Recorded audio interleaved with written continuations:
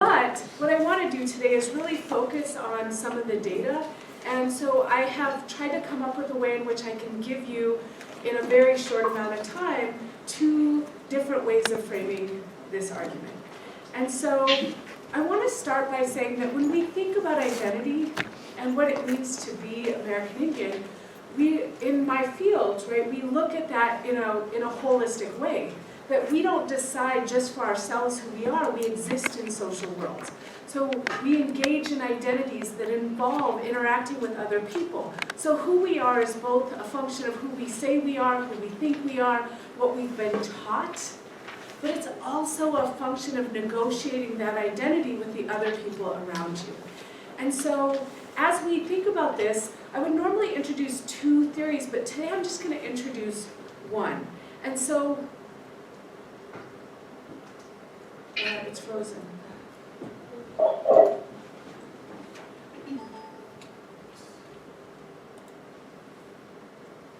Okay, so today I'm going to talk with you about stereotypes breadth. But before I do that, I really want you to take a look at the picture that you see up here. So there's a young woman and a male, and they are walking together, and she exclaims that she's Native American, and he responds back, really, you don't look like an Indian. But the nature of stereotypes, the nature of these social representations and how other people think about us are really in what happens in his brain, right? So at the point at which he's engaging her claim of being Native, he's going through his bank of images that he holds in his mind. And it's through the imagery that he's responding to her. And it reminds us that who we are is this social project, because we constantly, as we move from one domain to the next, we have to entertain other people's ideas about what it means to be Native.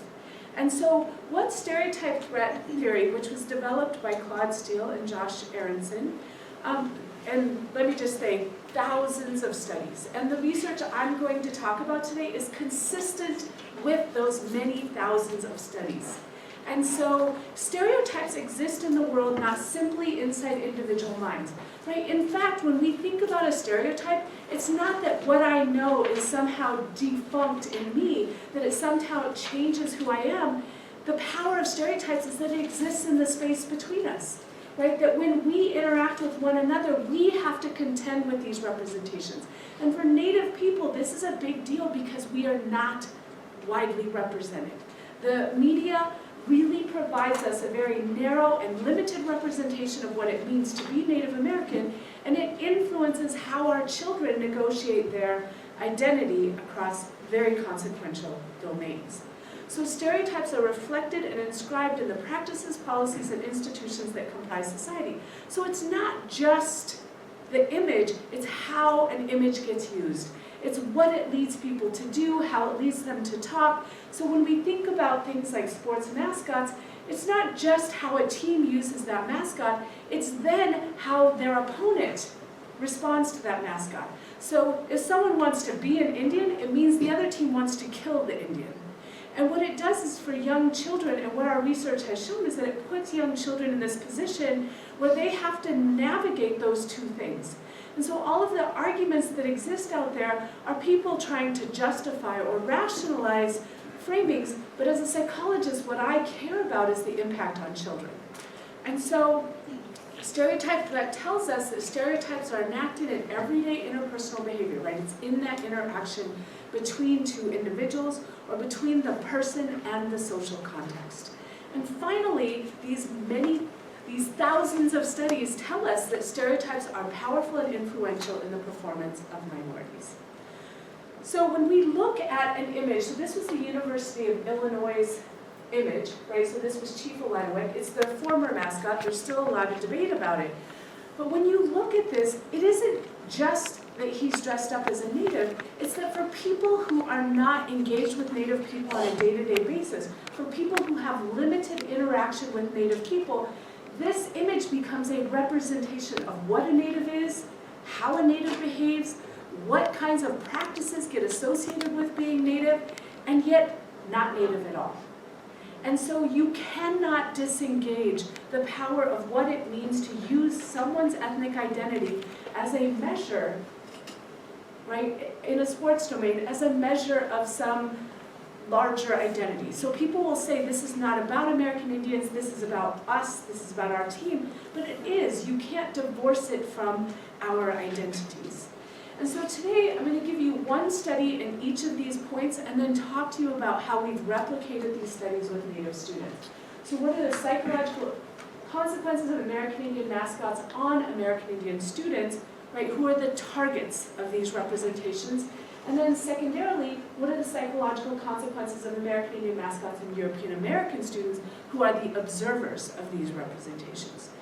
And so what we did in all of these studies is we simply prime them. And I don't have time to go into all the backstory, so if you're interested, we can talk about that later. But so students are randomly assigned to be exposed to one of these images. Let me be clear, I was actually not interested in the mascot issue when I started this work. I was interested in self-development, how Native children engage these public representations and what it means for their self. So we had Pocahontas, Chief Wahoo, and a set of negative stereotypes. We tried to get an image for this, but it wasn't possible to come up with one that people could agree was a native. And then we had a control condition where they're not exposed to any image. And we simply, in all cases, asked them to complete a measure of state self-esteem.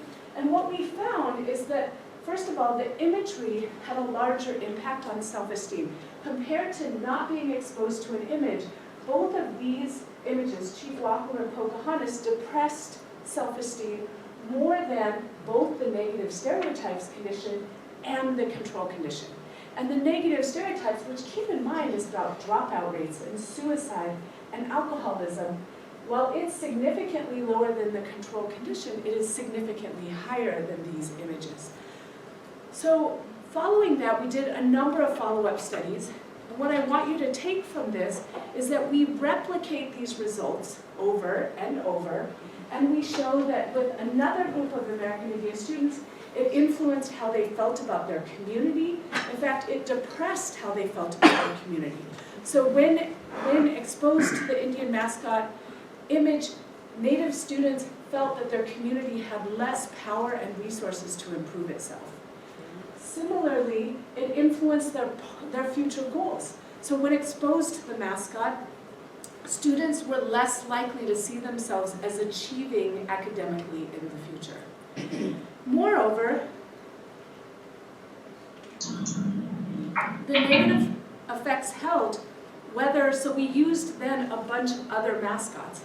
And these results held whether the mascot was a caricature, like Chief Wahoo, represented a Native university, like Haskell Indian Nations University, or was a human dressed in Native regalia, right? So these efforts to be more realistic, right, more honorific. So it holds across all conditions. Moreover, ethnic identity did not mediate the data, right? So what that means is that it doesn't matter if you're highly identified with being Native or low identified. It's not the resource that explains the effect. In fact, the only thing we found that does mediate, right, that does explain the effect, are your attitudes about the use of American Indian mascots, and it turns out it's the opposite of what most people think. So in the control condition, when they're not exposed to anything, what you see is that there's no difference in terms of community worth. So, so keeping in mind community efficacy, the power my community has to improve and change its outcomes. But if you agree with the use of American Indians as mascots, you actually are affected. So if you disagree with the use of Indians as mascots, that buffers you from the effect. So when you see young people who are pushing back against these images, they're in essence protecting themselves. And so it tells us that there's some psychological resource that comes from being someone who will push back against these representations of your identity.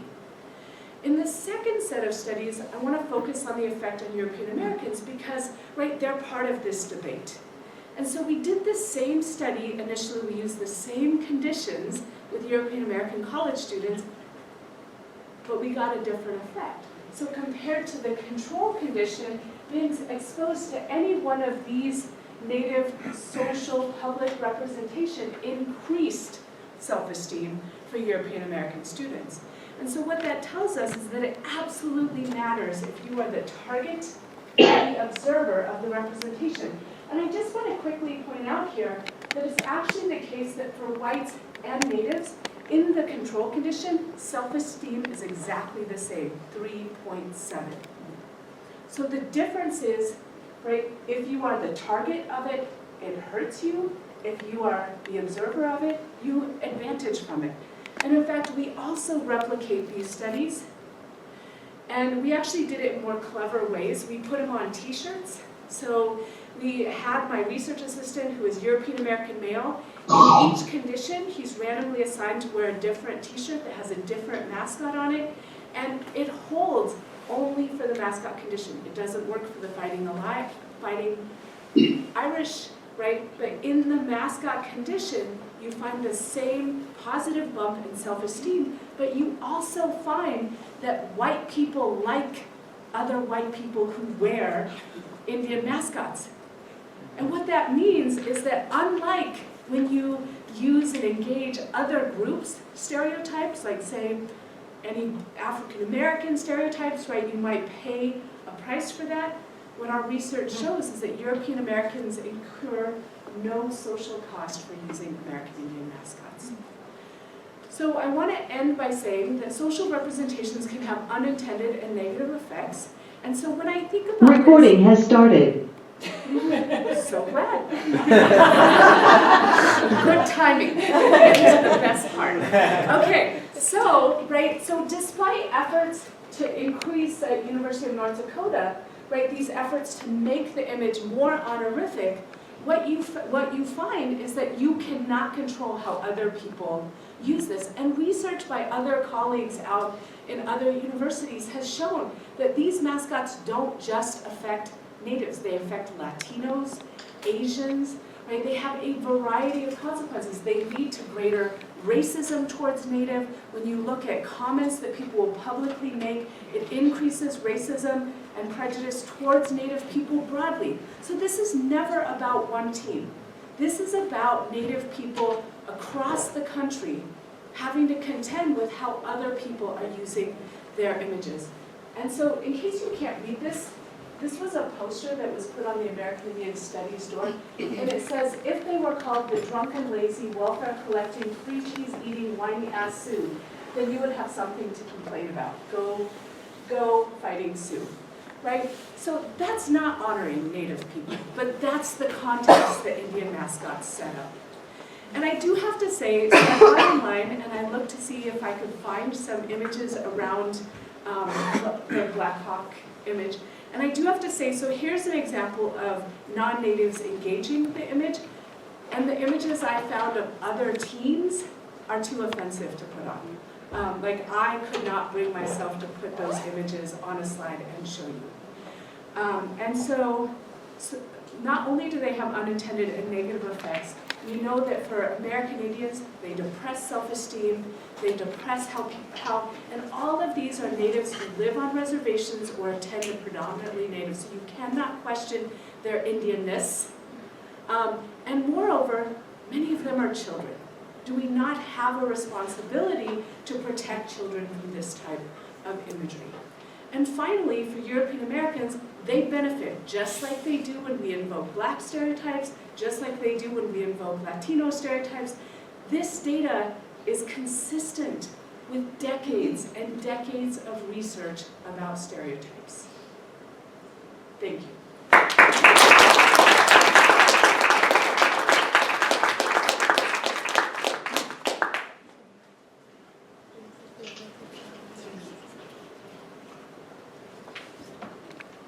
Joaquin, I'm not sure where I'm supposed to stand so that you can see me, but would you like to present now? Sure. Okay, great, thank you. Can you get it in full screen? Or? Yeah. Thank you. I'm looking at 4 empty chairs.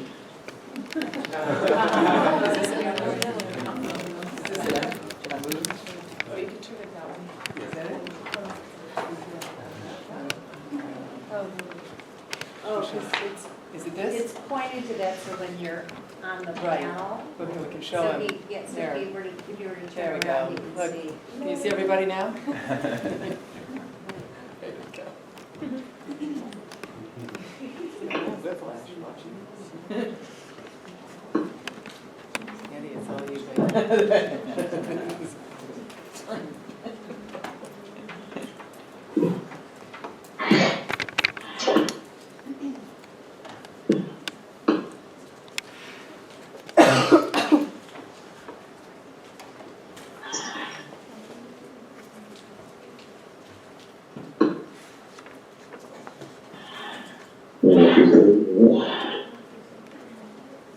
Joaquin, are you able to see the audience now? Yes, sir. All right, go ahead and present whenever you're ready. Hello, everyone. My name is Juaquin Hamilton. I am a member of the Sac Fox Nation. I got involved with the Blackhawks hockey team back in October. I became a liaison for the hockey team and my Sac Fox Nation of Oklahoma. The bottom line I feel about the Native American mascot and logo business is to educate those that don't understand. You know, we see the photos and the pictures on social media of those individuals that are wearing war bonnets with war paint and things like that. But my mission is there to educate them. I mean, we'll walk up to the individual and give them information and ask them in a nice, respectful manner to remove their war bonnet. We let them know that as woodland Indians, which was Blackhawks people, we do not wear war bonnets. That's a Plains Indian honor that only our chiefs would wear.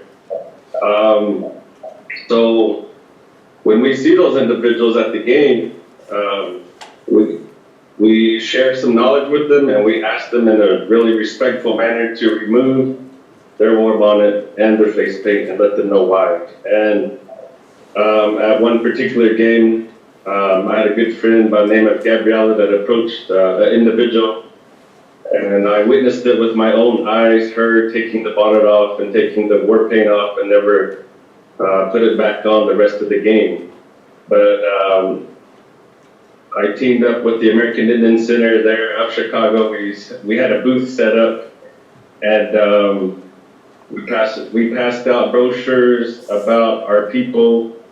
We passed out brochures about who Blackhawk was and his life and our travels as Sac and Fox people.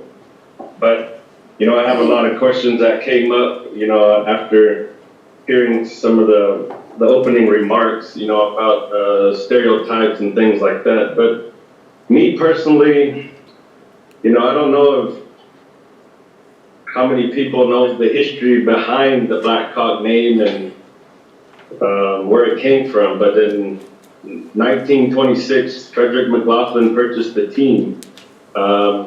He was a military leader that was in charge of a military division that was nicknamed the Blackhawk Division, and that was named after a prominent figure from Illinois history who happened to be one of our war leaders back in the late 1700s and the early 1800s. And he had a wife by the name of Irene Castle that designed the Indian head logo.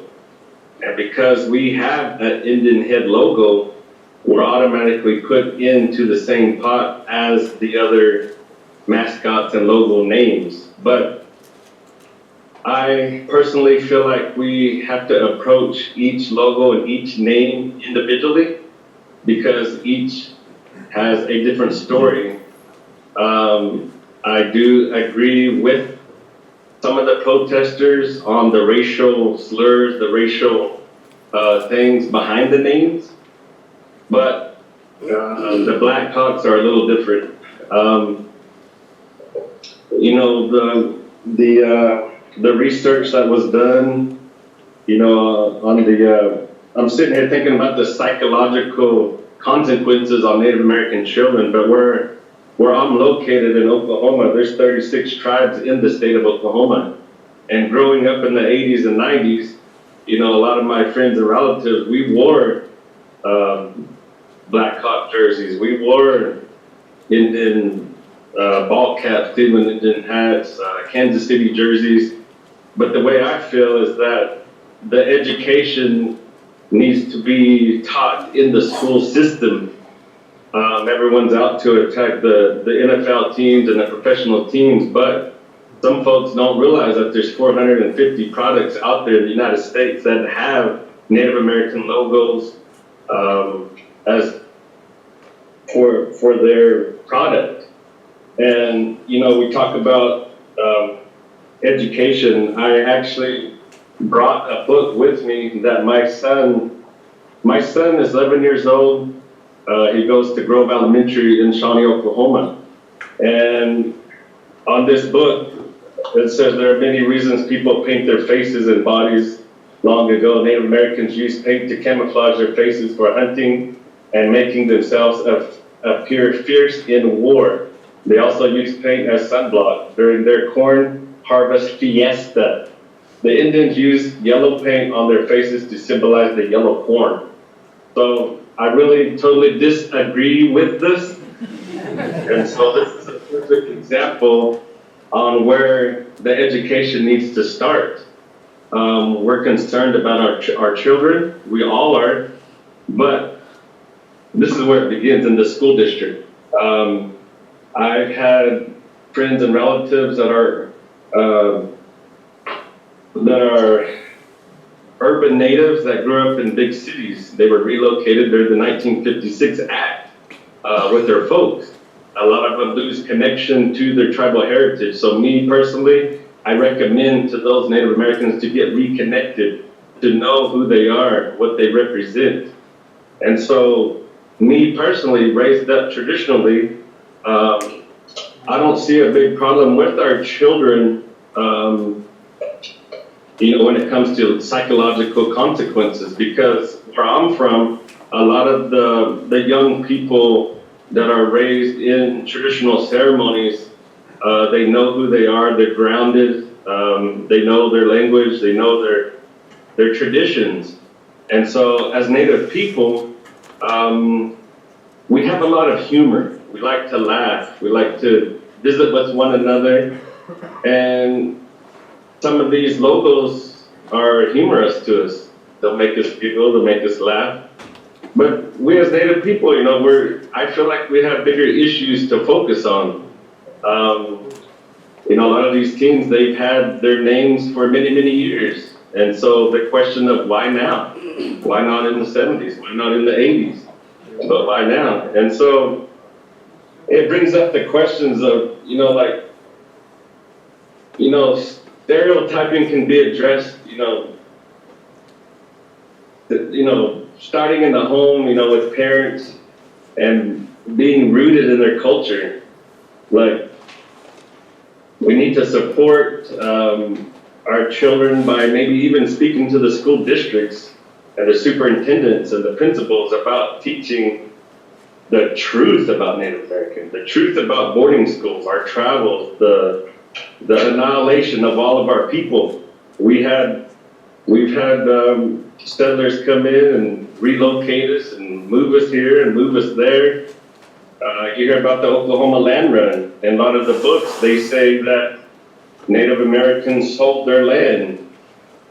Native Americans did not sell their land. Our Sac Fox people got to Indian territory in 1869. The Oklahoma land run happened in 1889. So in Oklahoma, a lot of our Native American children, they get all the children to wear their settler clothes, but a lot of the Native Americans don't wear their bear claw t-shirts, or they'll wear a ribbon Indian shirt to help bring attention to the situation. So we encourage those young natives to speak the truth, to let them know what really happened. And so, you know, I just have all these questions, like who provided the research for the psychological consequences. What age group was tested? Were any or all of these children raised with their traditions? Were they raised with their culture? Are they all urban natives that were tested? Because we have a lot of reservations across Indian country, We have around 566 tribes across the United States. So, to hear that there was this many people tested in that department, it just brings a lot of question marks up. Because, there's a lot of folks that attend traditional ceremonies, and a lot of the kids aren't affected by some of the locals, because I feel like because they know who they are, they know where they're from and things like that. So, Joaquin, I think you've raised some good questions, and maybe we can come back to them, but I'm afraid I'm sort of have to keep to the time schedule we set at the beginning. So we have to move on to the next panelist, and then I hope that we can talk about some of the issues you've raised in the discussion. Thanks very much.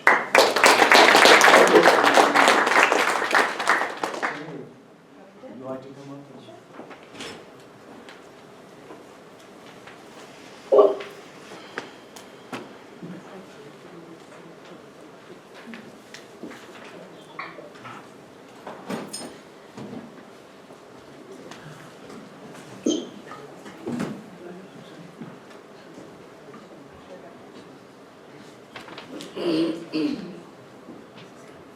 Okay, can everybody hear me now? Yes. Yes. I need addition to cause, this is Sarah LittleRedfeather. I really didn't know what I was going to say today. Because I'm not a big speaker, I can talk a lot behind the scenes because I'm an artist and a social media activist and everything else. So I prayed about it. And last month, and I figured out what I needed to say today and why. And I do echo what Stephanie has to say. This is what we talk about, the damages of the stereotypes, what it does to our children. It does matter, and my mother's been protesting since the 1970s against the stereotypes, so just so you know. But this is what I wanted to talk about. I wanted to talk about privilege. I wanted to talk about taking. I wanted to talk about who we are as Native people. We're all different, but we all have something that's sacred, okay? So, I want to let you know that it took me 40 years to earn that Migiziwiwan. 40 years. And how I earned that one was by protecting our water, by defending our sacred mounds, by protecting our lands, by protecting our people, and just selflessly doing that. And the men who came and gave that feather to me were the veteran warriors who are the carriers of the Eagle staff that come and honor our warriors when they die. And those warriors were the ones that came and honored my father when he died. All of them played the drum for my father. So when I was down there protecting those sacred mounds, they in turn gave me that feather in ceremony. They all asked permission of everybody if it was okay, I could have that. 40 years. So when you look at these mascots and these stereotypes, and these costumes and everything else, that breaks my heart. It's kind of like, we all cherish and love our veterans. We all take that image and understand that merit of that Purple Heart, what it means. Do we have a team name called the Purple Heart? Are we taking logos and mascots into the Purple Heart? Are we desecrating that Purple Heart? No. That's what those feathers, that's what those mascots, beyond all the stereotypes and everything else, you are taking something that we earned. That's how I see it, okay? So here's what, long story short, why I decided to talk about that. Last month I got a phone call. It's very gentle, so it's all like covered medicine. I can touch this right now because I'm not in my cycle. So I guess I was supposed to bring this down here. A friend of mine, 30 years ago, went to a liquidation of a all-girls school, Catholic boarding school here in Chicago. It was about 30 something years ago. I think they were open like 97 years, I believe. But they were having an auction. And they had plays, You know, so they had like all different costumes in a costume closet. Apparently for 50 years, a lot of these costumes were locked up in trucks and locked up in this costume closet. And that's 50 years before 30 years ago. And what was in there was this.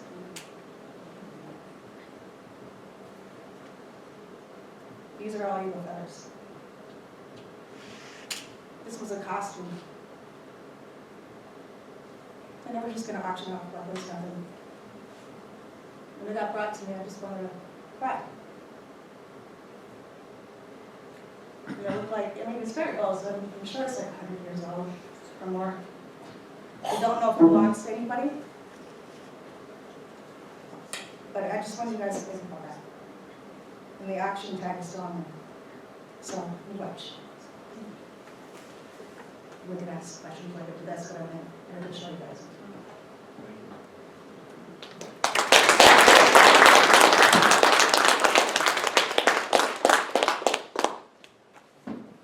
Margaret, would you like to go next?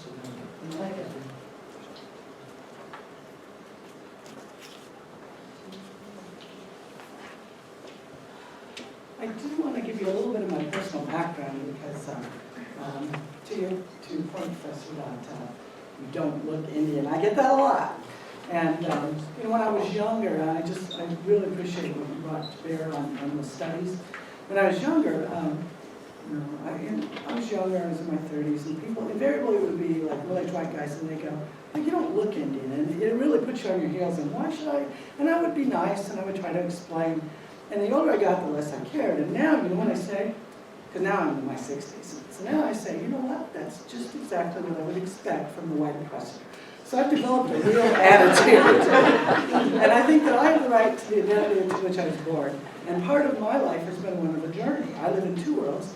My mother was Native American. She grew up at the time of the boarding schools. And she grew up mostly in a boarding school. The whole experience is very similar to what black children in the South had. The books were torn up, the covers, and you know, the white kids were done with them, the Indian kids got them. She was very independent. She goes off to Washington during World War II, goes to nursing school, goes off to war, joins the Army, goes off to war, which is our one. We do that a lot among Indians, and ends up in the South Pacific where she meets my father, who is a dentist, and he was a dentist, and they got married, and they were all over the South Pacific. They settled in his little hometown in Missouri. So I spent my life growing up trying to learn about these things, and we would go to the reservation in the summers. And so for me, and then I got mom custody because she had some real emotional issues and health issues. I got mom custody the last 18 years of her life. And so it was all Indian all the time. We did the roots thing, we followed our tribe's track on Tuscarora, or one of the Iroquois nations. And so I have made this concerted effort to find that identity. And I have great respect and regard and appreciation for my friends who grew up on reservations and have taught me a lot about the importance of the spiritual world and all of those things that help all of us connect our identity.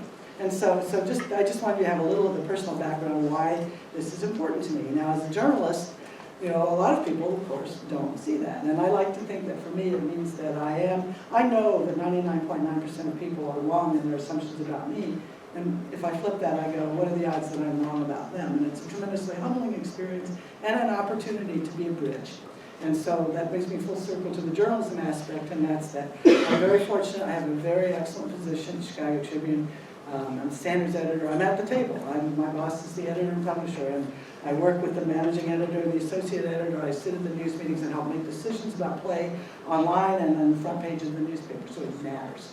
And I work, you know, I use that as an opportunity to raise these issues. I'm aware there are only 118 of us in all of mainstream journalism in America who identify as Native Americans. That means that people like me who are in these jobs, and there aren't many of us, we have a responsibility, and then we also have to go further. What demeans one of us demeans us all. So I think that the experience of being Indian opens me up to a lot of this, makes me aware. I was at a dinner last night with Asian American groups and activists, and they were blinking the lights to throw us out. We all have a lot of the same issues. They have many of the same issues that we do. On the subject of particularly the R word, part of this is resilience, and we keep going back at people. And I have a theory which I've talked about with Lauren at length, and that is sometimes I think that we have to take a step back and understand how they're hearing it when we raise these issues. And I believe that change is our friend. It creates an opportunity because the ground is shifting, and that's an opportunity to have these conversations against new material, new information that's in the background. For example, 5 years ago, the NHL would have never suspended the player for Andrew Shaw for a homophobic slur. But thanks to all of the changes that have happened across society, they did. Well, that, for me, I'm an opportunist. That raised the moment for me to go with Joe Knowles, our sports editor, to talk with the managing editor about, hey, you know, in the same way that the F word is a slur to people who are identified as gay, lesbian, in the same way, the R word is a slur. And if we're going to do that, about that, and be sensitive, we need to go further. So we are in the middle of taking another look. And again, the backdrop changed, and you have to be willing to keep going back and keep having these conversations and look for the right moment, because it will be there and it'll get better and better. And so I guess the one other point I would make about that is we are beginning, I think that news organizations in general are looking for somebody to rescue them, much as the NCAA rescued universities and made the decisions for them about how they couldn't use the mascot names like the Illinois. I think news organizations are hoping that AP, which generally sets the guidelines that most of us follow, will say that that's a slur and we shouldn't use it. In that period of time before then, I think we're going to begin to do this now. We're having these conversations now, and I hope to be able to see it shortly, in which we will say the default is no longer to use the R word when we talk about the NFL franchise, as Christine likes to refer to it, and that instead we will start to refer to it as, when, you know, unless there's a reason to do it, when it's in the name of a quote or some other thing like that, that we ought to opt to use the phrase Washington. How big a deal is that? We don't, you know, we Chicago, you know, the Chicago sports teams, we don't play Washington that often. It's not a big loss for us to do that. I mean, there are no great, you know, principles and things that are cherished that are going to be hurt if we, Chicago Tribune, substitute Washington for the R word. So anyway, that's sort of where we are now, and I'll be happy to visit with you later. I think this is a really important issue. I thank my fellow panelists. I think you bring important issues to bear, and I thank you. It's my privilege to be here with you.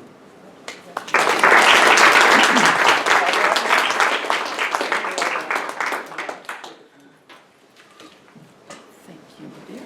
There we go. Yeah, thanks.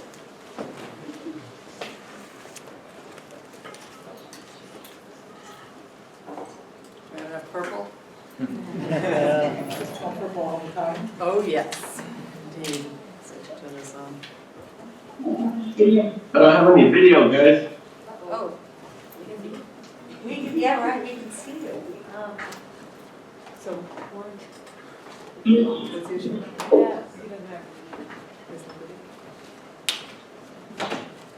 All right. Are we? Can you hear us? I can hear you, but I don't have any video. Okay, they're trying to get someone to fix it. Okay, what'd you say? Yeah, I missed a lot of stuff. All right, well, hello everybody. Hello Wildcats, fellow Medill people, fellow Northwestern folks. It's great to be back. I'm Christine Brennan, and I'm thrilled to be here and to take us on our journey here the next, I don't know what, I'm still on Eastern time, so I guess 45 minutes or so. We definitely want to have time to take your questions, so we will do that in a few minutes, but I have a few thoughts that I'd like to share and then a few questions for our panel. Thank you again to all of you for being here at Northwestern. We're thrilled to have you. And and Lauren, thanks to you for wherever Lauren is. Lauren's left the building for putting all this together. And again, it is my honor and joy to come back to my alma mater as often as I do. I love this place, and it is, again, a typical Northwestern to be tackling a subject like this. So just a couple thoughts from me. Joaquin, you asked, why now? Well, I can tell you why now. I'm a journalist. I'm USA Today's national sports columnist. I'm lucky to be on CNN and ABC and NPR and PBS, and it's alphabet soup, and I couldn't be happier at this stage of my career to be doing all these things. I covered Washington's NFL team as the beat writer for the Washington Post in 1985, 1986, and 1987. That's when they actually won games. I'm sorry. And actually won the Super Bowl. The last game I covered was the January 1988 Super Bowl, Washington beating the Denver Broncos. And then I moved on to the Olympic beat for the Washington Post. So I covered the team for 3 years, and I said the nickname of the team, the R word, probably 10,000 times in those years. And I would continue to say it because it's a huge part of my resume, one of the tasks, the beats that I'm most proud of, the assignments that I'm most proud of, be the first woman to cover that team, the most important beat in Washington for the Washington Post, my dream job. And I was just a few years out of Northwestern at that point. So move ahead to the summer of 2013, and I'm speaking to a group about my career. And I mentioned that I covered the team, and I used the word, the name. And I stopped myself as I looked into this audience of several hundred people, many of them girls and young women. And I said, wow, that's a terrible word, isn't it? And I thought about it, of course, over the years. I was well aware of the name. But it was 2013, and the nation is changing, as we all know. And what was accepted 10 or 15 years ago is just not anymore in so many social issues. Women are brought into the fold in so many ways where they were discriminated against. African Americans, Asian Americans, different religions. We have changed as a nation, and we continue to evolve even in these last few years in terms of what we expect, inclusion, important issues in our country. Now, I'm a journalist, not running for office. I give you my opinion as I did in today's USA Today, and there it is for you to take or leave. Medill taught me that, and I still believe that to this day. So what I said then to that group in the summer of 2013 was, that name is awful, I just don't think I should say it anymore. And a few months later, when the football season started, I wrote a column in USA Today saying I'm not going to use that name anymore. Of course, I was attacked on social media, as you would expect, and everyone comes out of the woodwork, all the Neanderthals, and you know, they're always there, as we know. And anyway, and they were, you know, as you asked, Joaquin, why now? Well, because my sensibility was heightened. I was more aware, others were talking about it, and it hit me. And it wasn't a concerted effort to do anything or to make a grand statement. It was a personal choice. And when I was criticized by some and also praised by others, and that's fine. In fact, if I'm not criticized, everyone loves what I do, I'm nervous because that means I'm not doing my job as a journalist. But anyway, just to finish this thought, this was some kind of crusade, or I was going to lead a march or a movement. I said, no, it's a column. It was a column. And as a journalist, that's exactly what I should do. Write a column and let people decide.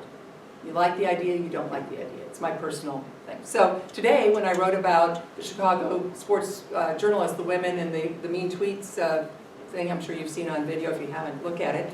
And I wrote about the negativity that I received and the comments I received, letters at the time, back in the day. It seemed like Rutherford B. Hayes might have been president, it was so long ago. And when I wrote about that in today's USA Today and online, you'll find it on Twitter, Facebook, whatever, I, of course, had to say Washington NFL team. And when I covered that team, the NFL beat in Washington for the Washington Post. And today on WTOP Radio, when I landed here at O'Hare, I'm on WTOP, the all-news radio in DC, and I'm talking about the Washington NFL team. And that's what I call them. And in some ways, I almost smile because it sounds so absurd that it makes the point. And that is that I personally, as one journalist before you now, have decided I am not using that name. It is racist, and it offends, I know many, but you know what? It offends me. I love the term European American. I am that. But it offends me. And so that's why I'm not using it, Joaquin. When you ask that question, why now? Hopefully that answers it, at least from my point of view. I do want to get back to the issue of, let's talk a little bit more about that name, the R word. How damaging, to the panel here first, and then Joaquin will come to you. But first I'd like to go to the three women who are here with me. How damaging is that word? Maybe you could explain. Is it racist? Is it worse? Kind of give us a sense of what that word means to Native Americans. We'd like to start. In my opinion, I do think it's worse because it does elicit more of a sense of race. And I've heard a variety of different stories about the historical use, going back to scalping of Native people. I've heard a whole bunch of different framings for where that term comes from. But even if you go back, within my field, one of the first papers written was in 1924, and my psychology colleagues who are here, it's actually the history of the red man. And I think as we continue, right, to think about people through that race lens, it has a very different take than many of the other caricatures, but I'm not sure it's so different. And the reason I say that is that while it does elicit race, it really elicits the same kind of behavior that the Atlanta Braves does, the Blackhawk. The image you saw of those two men, I take issue with the idea that this is that it begins in education, because actually it begins broadly. You have to change the culture. And I think until Native people get the same respect that other, right, and trust me, no minorities in this country get the respect they deserve, but until we at least get that respect of having our identity honored, and at least something that we will protect for our children, we've got a long way to go. And it's not about teaching our children who they are, because our research shows that that's not the variable, but rather it is about educating the people that our children will have to interact with. And that's something that all of these mascots do across teams. I echo everything she says. To me, that term is just, can't even begin. To me, I might as well be called a squad or something. It's a dictionary-defined racial slur. I've been called that as a kid. It made me cry, It made me feel awful. And I can't believe that we have a team that celebrates that. I think it's extremely derogatory and hurtful. We often, and I've often, as a journalist, when we talk about the issue on radio, TV shows, whatever, we say, well, what if the go-to, the fallback always is, well, what if you had a team named the N-word? Is that an equivalent? Yeah. Is that a fair equivalent? Pretty much, and then to mention, the historical sense, what, Stephanie mentioned, it's in the paper for a bounty, people earning money for a bounty for skinning them in the paper. So to me, that's exactly what it is. Margaret? It strikes me that language is behavior, and the words we choose matter. And the R word is one. You'll hear a lot of debate among Indian people and Native people. You'll hear a lot of debate about different issues and where they are in the mascot issue. But the one thing there does seem to be a consensus around is that the R word is particularly egregious. In the same way, if you talk with people in the Asian American community, there are certain words for them that are just touchstones. And the same with the gay lesbian community and so on. And there are words that just, people didn't have a voice, and that's why they did not complain. And I think that it's pretty clear over the last 5 or 6 years that the R word is, people are developing a voice and they're finally being heard. It's not that it wasn't there, they weren't happy about it years ago, but it's gathering some momentum. And I think news coverage needs to reflect that, and that it is a constantly changing thing and needs to reflect that. Juaquin, what are your thoughts on the Washington NFL team nickname? Well, I'm in total agreement on the subject when it comes to the racial meaning behind certain things. My frustration is that, with the Blackhawks, I'm trying to educate from the inside out. And so when the team is reaching out, looking for the true live history of the Sac Fox people and what Blackhawk meant to us, that's where I wanted to step in and build the bridges over the gaps. But,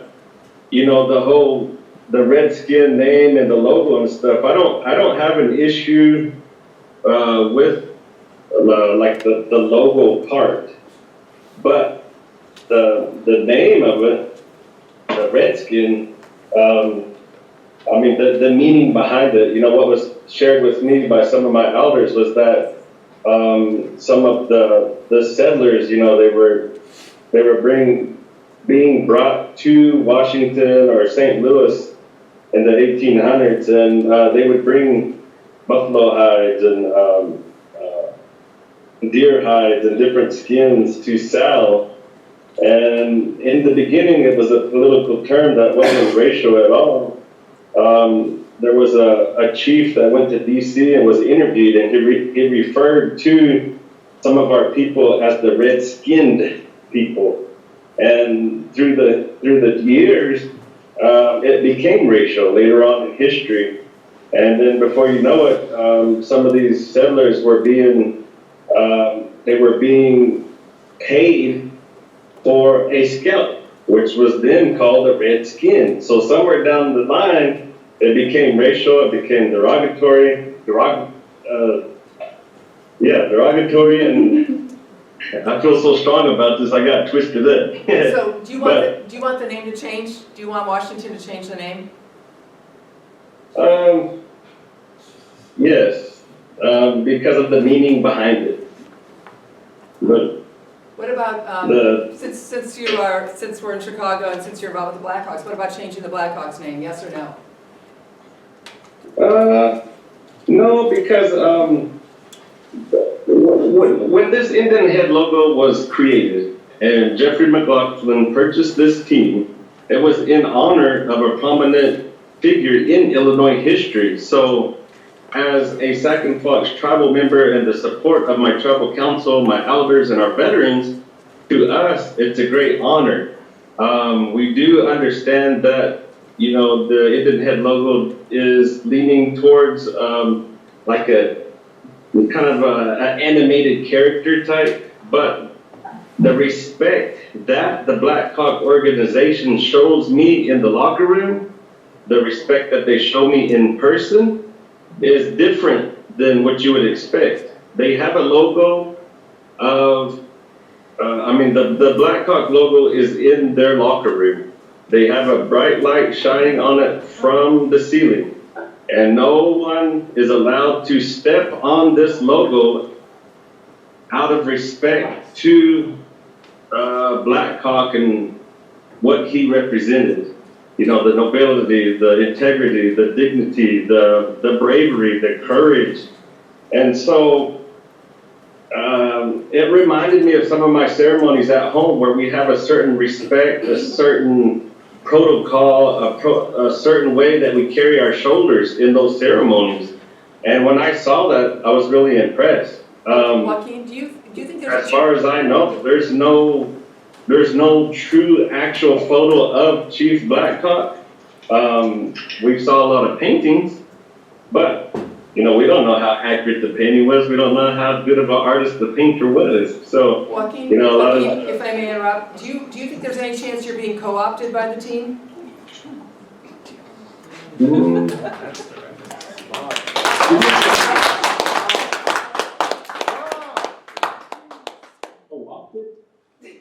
Right, so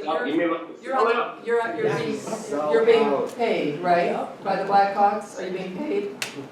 Oh, no. They're reaching out to be educated. They want to know who Chief Blackhawk was. Right, well, I mean, if you don't want to tell us, I guess it's okay, but I'll ask again, are you being paid by them?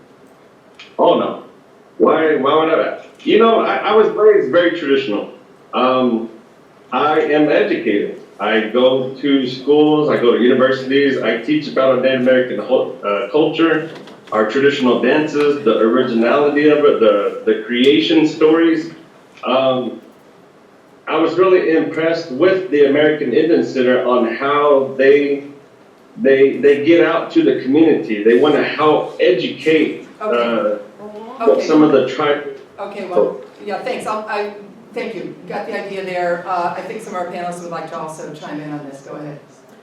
Well, the one thing I want to say about this, it's not an issue that I've long, that when I first started out, it wasn't an issue that I was thinking about, right?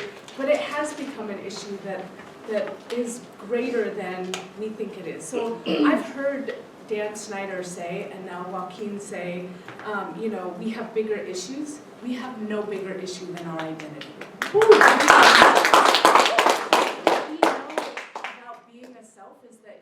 about developing a self and identity.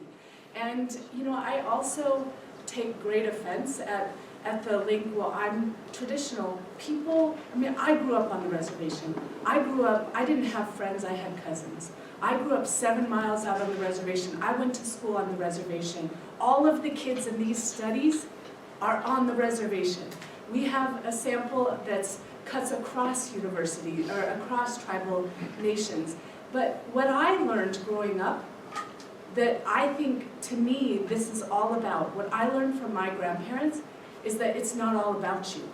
It's never about me, it's never about my family, it's never just about my tribal community, it's about all of us. And when I do the work I do it for all tribal children. And so for me, this mascot issue is something I feel strongly about now because the data spoke. The young children in our studies, when I think about something like bullying, how many kids do we think it's okay to bully? 1? 10? 100? Right? Most of us would say it's not okay to bully even one child. What this does is create context in which our children get bullied. And they get bullied because of a few people who are willing to be a voice. And so the Blackhawks, right, they might be out there and they might be making these arguments and trying to connect, but again, it's not about them, it's about our children. And so at some point, we have to step back and take a bigger view, that we, as the adults, we as scholars, we as educators, we have a responsibility to protect Native children who are struggling in education, who are struggling with poverty, who are struggling with healthcare issues, but the one mediator to all of those things is their identity. And so that we will continue to allow people to attack their identities in public, that doesn't make sense to me. Not as a scholar, not as a tribal person, not as a Native woman.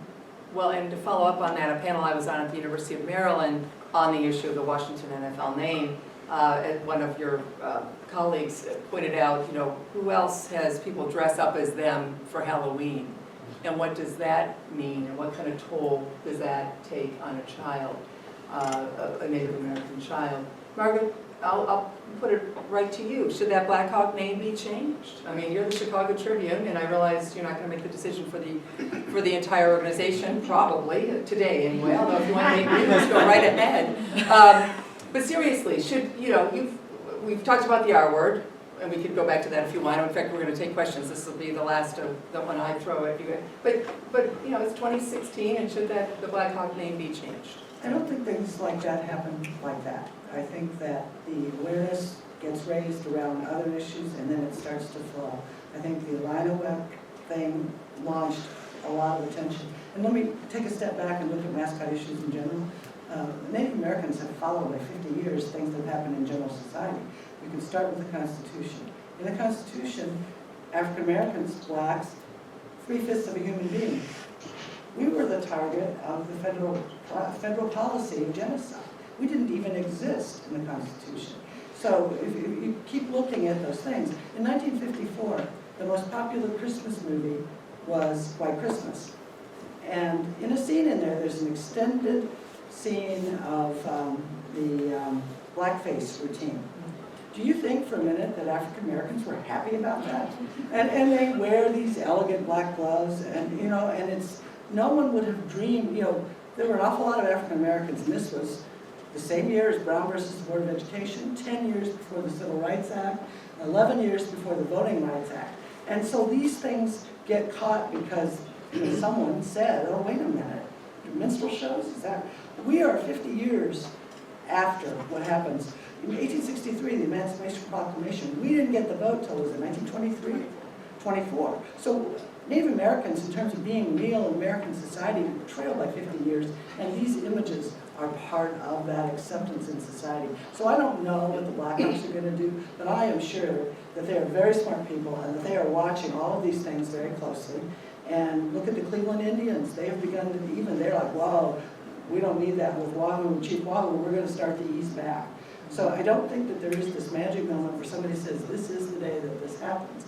But I think that they are very attuned to this, and that over time, I think there may be a path towards that. But I don't know that it's going to be right now. Let's open up for questions.